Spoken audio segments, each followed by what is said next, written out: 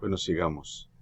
Estábamos hablando entonces, recién comenzando a hablar de la poesía y la sabiduría, la categoría que la Septuaginta creó, porque esa categoría como tal no existe en la Tanakh. Nuevamente, para ilustrar, dense cuenta, estamos aquí en la columna de la izquierda. En la Tanakh estamos en la categoría llamada profetas, Nevi'im. Lo que debíamos encontrar aquí serían los profetas posteriores, ¿no? Que es la segunda categoría del Nevi'im, pero esa columna está vacía. En vez de eso, entonces, la Septuaginta agrupó los libros en llamados libros históricos. Ya tratamos de ellos. Y luego tenemos otra categoría aquí llamada libros poéticos y de sabiduría. Entonces encontramos en la segunda columna, que es la Septuaginta, tenemos los Salmos.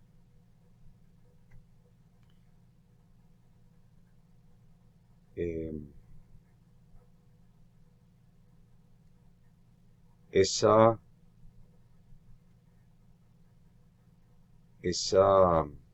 en la Biblia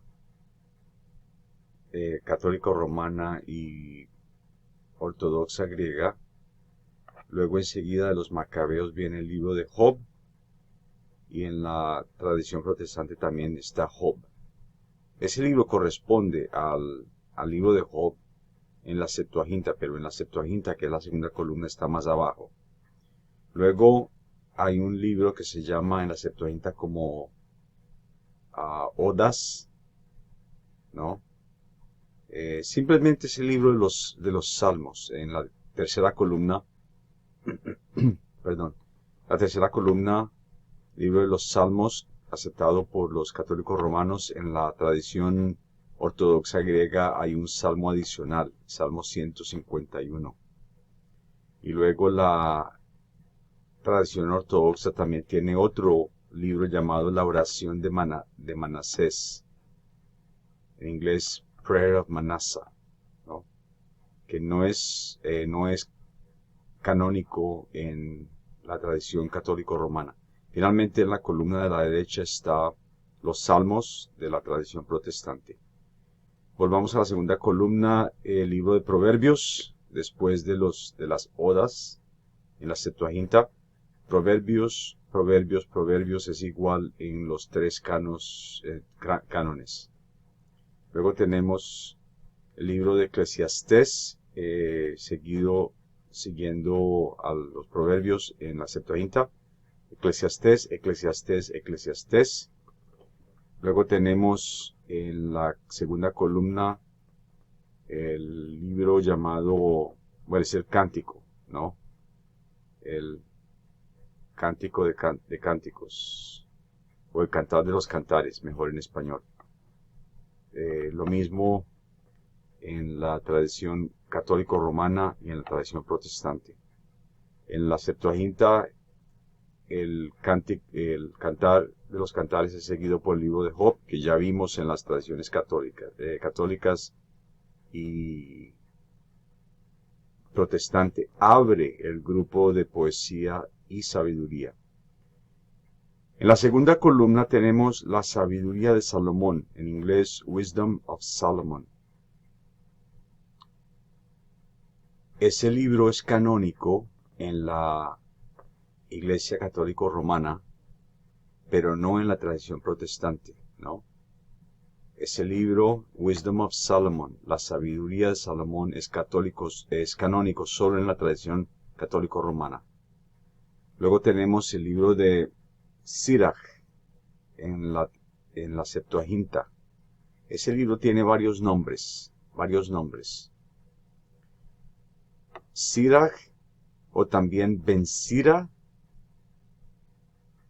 en la tradición católico romana se conoce como eclesiástico, y no se debe confundir con Eclesiastés, porque Eclesiastés es canónico en la tradición católico romana, en la tradición protestante. Este libro que en la tradición católica se conoce como eclesiástico, es el libro de Sirach o Ben Sira.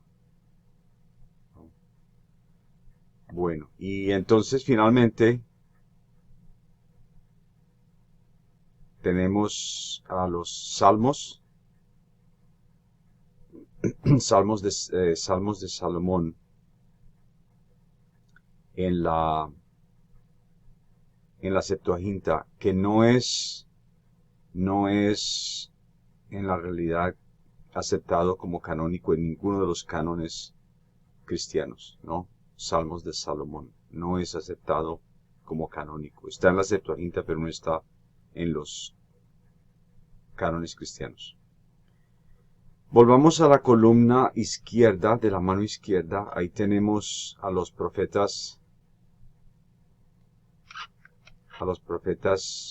posteriores. Volvemos a la categoría de Nevi'im, profetas. Ahí tenemos los libros de Isaías, Jeremías, Ezequiel y el libro de los 12. ¿No? Dense cuenta que en la Septuaginta, en la segunda columna, esos libros aparecen más tarde, ¿no? Los tres grandes rollos de Isaías, Jeremías y Ezequiel. Entonces tenemos en la segunda columna los libros proféticos. En la Septuaginta ahí tenemos un vacío porque esos libros aparecen más tarde. Entonces tenemos la tercera columna, que es la columna católico-romana. Tenemos el libro de Isaías, corresponde con el libro de la Tanakh. Igual en la columna de la derecha, el libro de Jeremías. Tercera columna Jeremías, cuarta columna Jeremías.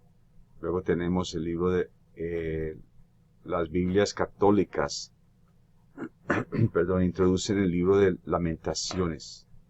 Después del libro de Jeremías. Lamentaciones en la Biblia católico-romana y ortodoxa griega, y Lamentaciones en las Biblias protestantes. Luego, en la tradición católica,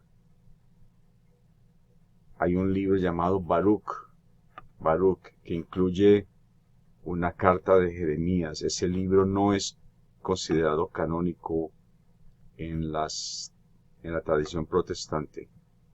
Volvamos a la columna de la izquierda, el libro de Ezequiel.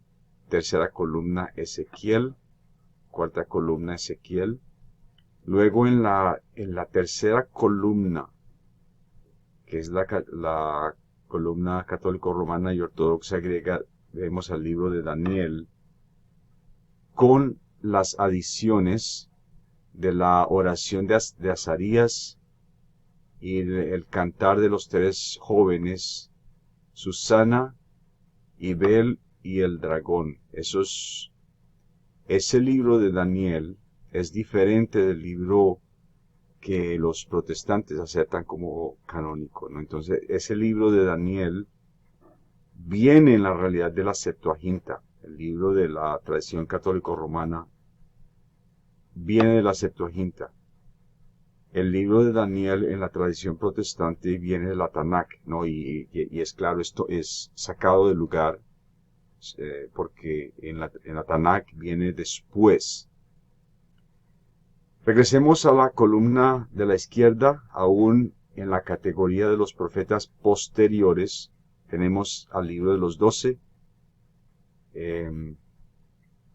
Y aquí no hay realmente diferencia en el ordenamiento, en el orden de los libros, ¿no? Tenemos simplemente los libros de Oseas, Amós, Miqueas, Joel, Abdías, Jonás, Nahum, Habacuc, Sofonías, Ageo, Zacarías y Malaquías, ¿no? Y son prácticamente iguales tanto en la Septuaginta como en las tradiciones cristianas. Finalmente, entonces, tenemos en la columna izquierda el grupo de los escritos, Ketubim, escritos, y ahí entonces tenemos lo que Son libros que fueron sacados del lugar en la Septuaginta y que aparecen categorizados por género a partir de la Septuaginta en las tradiciones cristianas, ¿no? en la católica romana, ortodoxo griega y la protestante. Entonces tenemos libro de Salmos en Ketuvim, en la Tanakh, Salmos, Job, Proverbios, Ruth, el Cantar de los Cantares, Eclesiastes, Lamentaciones, Esther, Daniel, Esdras y Jeremías como un solo volumen y Primera y Segunda de Crónicas como un solo volumen.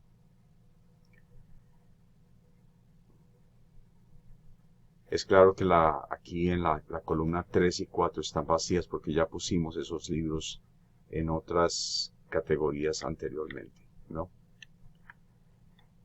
Por ejemplo, el libro de Salmos, Job y Proverbios fueron puestos en la categoría llamada Poesía y Sabiduría. El libro de Ruth fue puesto allá arriba en los llamados libros históricos. El Cantar de los Cantares también fue puesto en la categoría de poesía, junto con Eclesiastes. El libro de Lamentaciones fue puesto luego después de Jeremías en la categoría llamada libros proféticos. El libro de Esther fue puesto allá arriba en la tradición, en la colección de libros históricos. El libro de Daniel es sacado del contexto de los Ketuvim, los escritos, y es puesto allá arriba junto con los profetas. Y Esdras, Nehemías y Crónicos también fueron puestos en la categoría de libros históricos. Bueno, eso es todo con respecto a ese tema. Finalmente, en el día de hoy quiero hablarles un poquito acerca de algunos libros que eran, cómo los primeros cristianos trataron algunos de estos libros, ¿no? El gran traductor Jerónimo tomó los libros deuterocanónicos, que son esos libros que están en la Septuaginta, pero que no están en la Tanakh, y los puso al final de su traducción. Pero recuerden que no había un criterio establecido, una regla fija con respecto a cómo esos libros deberían ser tratados, ¿no? Por ejemplo, allá por el siglo IV, un obispo muy influyente de la iglesia, recuerden que al principio había supervisores llamados obispos, al principio de la iglesia cristiana. Este obispo llamado Atanasio, que vivía en Egipto, un obispo de muchísima influencia, escribió una carta,